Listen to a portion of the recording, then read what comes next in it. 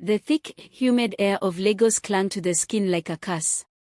Dust rose from the untarred road as children darted past corrugated iron shops and women hawked tomatoes on wide trays balanced atop their heads. Amid the chaos, an 11-year-old girl named Zina sat silently at the back of her uncle's motorcycle, her small hands gripping the rusted carrier bar. Her uncle, Colonel, didn't speak a word during the ride. She had no idea where they were going, but she trusted him until that trust was betrayed in the most brutal way. Zina had been orphaned 6 months earlier after a tragic motor accident claimed her parents' lives. She remembered that day vividly, her father's bloodied face slumped on the steering wheel, her mother's lifeless hand clutching her daughter's school bag. Since then, she had lived with Colonel and his wife, Mama Iniola. Life in their one-bedroom compound had been far from kind. They said they would raise her, but instead, she was turned into a servant, washing clothes, scrubbing floors, and cooking meals she never got to eat. Every small mistake was met with a slap, and on days when Colonel came home drunk, she learned the true weight of silence. Yet nothing prepared her for the day he told her to pack her things because a better opportunity had come. That opportunity turned out to be a wealthy family in Victoria Island. Colonel handed her over like an unwanted parcel to a woman named Madame Patricia, the matriarch of a family known for their political connections and opulence. She was told she would work as a housemaid. No school. No play. Just work. Zina didn't cry. The mansion was cold in ways that had nothing to do with air conditioning. Marble floors. Massive chandeliers. Everything gleamed except the hearts of those inside. She quickly learned that her life revolved around chores. Clean. Cook. Run errands. Stay out of sight. But Zina was not like other housemaids. Despite the cruelty and exhaustion, she listened, she observed. At night, when others slept, she sneaked into the family's massive study and stared at books she could barely understand. She watched the children she served attend online classes and, silently, she memorized their lessons. A quiet hunger burned inside her, the kind that couldn't be fed with bread or rice. Madame Patricia's son, Daniel, was different. Kind but aloof, he was a 22-year-old final-year law student at the University of Lagos. He rarely spoke to anyone but occasionally gave Zina food when she looked too thin to function. One evening, he found her secretly reading a finance book in the study. At first, he was startled, then impressed. "You can read this?" he asked, lowering his voice. Zina nodded nervously. "Where did you learn to read like this?" "I watched your sister's online classes. I remember things." From that day, everything changed. Daniel started sneaking books to her, sometimes leaving them on her bed with notes scribbled on the margins. They talked occasionally in secret. He discovered that Zina had the mind of a genius and a memory like a sponge. She could remember numbers, strategies, even bits of his father's business meetings she overheard while serving tea. But her relationship with the rest of the family worsened. Madame Patricia grew suspicious of her growing confidence and intelligence. On a rainy afternoon, Zina was caught reading Daniel's university text and beaten with a belt until her back bled. Daniel came home to find her unconscious in the servants' quarters. That was the last day she spent in that mansion. Daniel, furious, reported everything to his university's legal aid clinic and the Human Rights Commission. Zina was rescued, placed in a shelter for abused minors, then later connected to a foundation that provided education to underprivileged children. She was 14.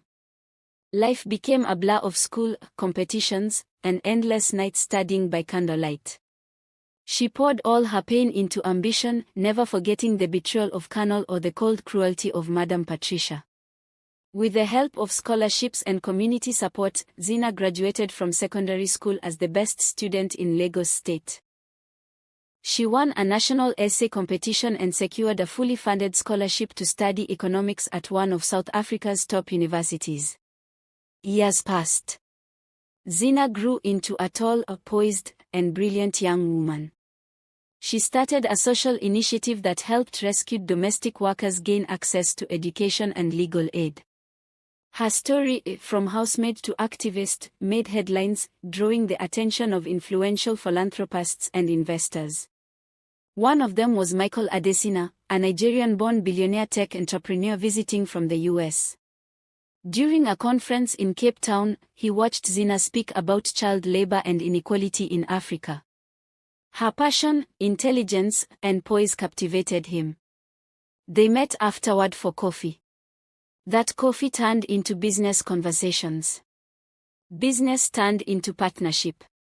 Partnership became something deeper.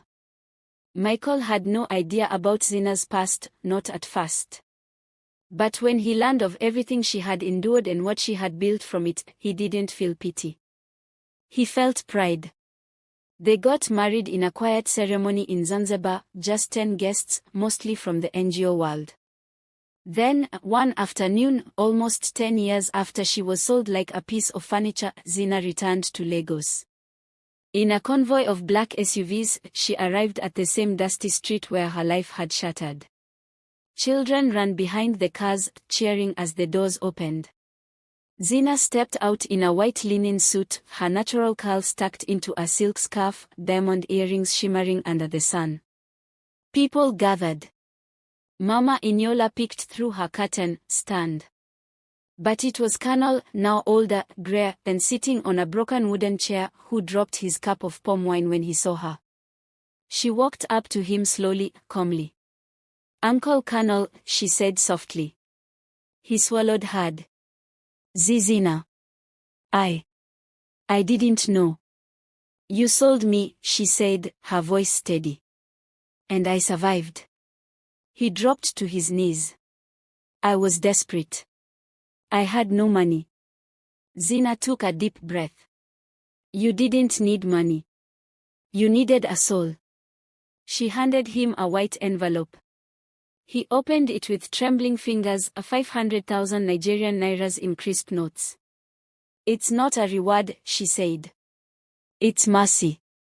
Without another word, she turned, entered the SUV, and left.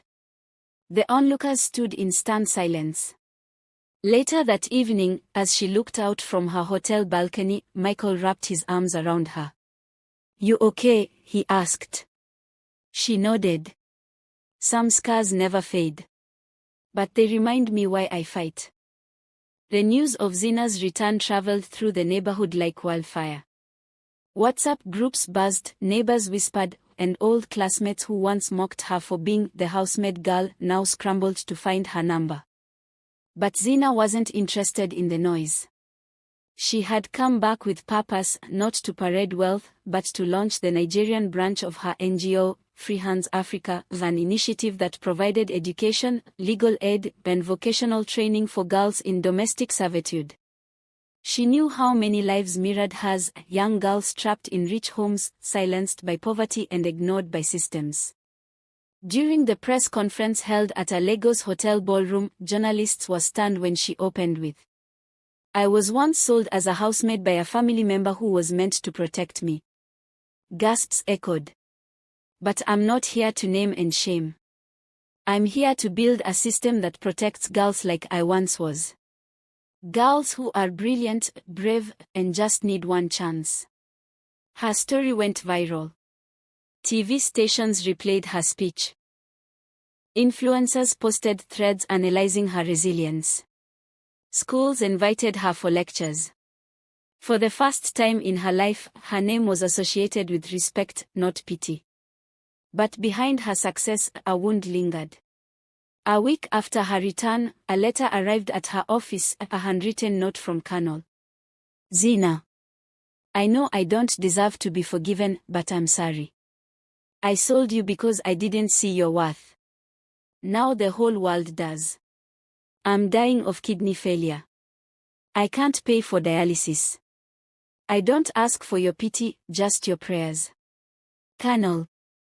Zina read the letter 3 times. And then she wept, not for Colonel, but for the little girl who once begged him to love her like a father. That child still lived inside her. She visited him the next day, this time alone. The hospital room was dim. Colonel looked like a shadow of the man who once yelled orders with beer on his breath. When he saw her, tears welled up in his eyes. "I don't expect you to help me," he croaked. "I'm not here for you," Zina replied. "I'm here because of the child you betrayed. She deserved closure. She paid for his treatment anonymously." And when he asked why, she simply said, "Because healing is more powerful than hate." 6 months later, Zina stood before a crowd of over 5,000 people at the grand launch of Free Hands Africa headquarters in Abuja. Politicians, activists, and foreign delegates applauded as she shared her final words. Some people inherit wealth. Others inherit wounds. But what you choose to do with your pain, that's what defines you. As the audience rose in ovation, Zina spotted someone near the back, a young girl in oversized slippers and faded clothes. She looked exactly like Zina once did. Alone. Scared. Watching the world from the shadows. After the ceremony, Zina made her way to the girl and sat beside her. "What's your name?" "Amaka," the girl whispered, eyes wide. "Who brought you here?" "No one. I snuck in. I heard your story. I wanted to know if I can also be something." Zina smiled gently, fighting back tears. "You already are. You just need someone to remind you." She handed the girl a card. "Come to our office on Monday. We'll help you start." That night, as she looked out the hotel window with Michael beside her, Zina finally felt peace.